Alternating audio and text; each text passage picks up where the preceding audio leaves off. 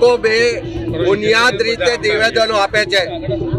એક તરફ એમ કહે છે કે કોઈ ડીપીઆર બન્યો નથી, બીજી બાજુ સંસદમાં જવાબ મળે છે કે ડીપીઆર બનાવવામાં આવ્યો છે। એક બાજુ એમ કહે છે કે આ પ્રોજેક્ટને અમે રદ કરી દીધો છે, બીજી બાજુ એ વિભાગ દ્વારા લેખિત સંસદ સભ્યને જવાબ આપવામાં આવે છે કે અમે પ્રાયોરિટી લિસ્ટમાંથી એને એ કર્યું છે પણ રદ કરવામાં નથી આવ્યું। આજની રેલી અમે પાર તાપી નર્મદા રિવર લિંક પ્રોજેક્ટની રેલી જે ડેમ બનવાનો છે એના વિરોધમાં અહીંની સંઘર્ષ સમિતિની આગેવાનીમાં અમે આ રેલી કરવા જઈ રહ્યા છે અને અમારી સીધી એક માંગણી છે કે અમને શ્વેતપત્ર આપે।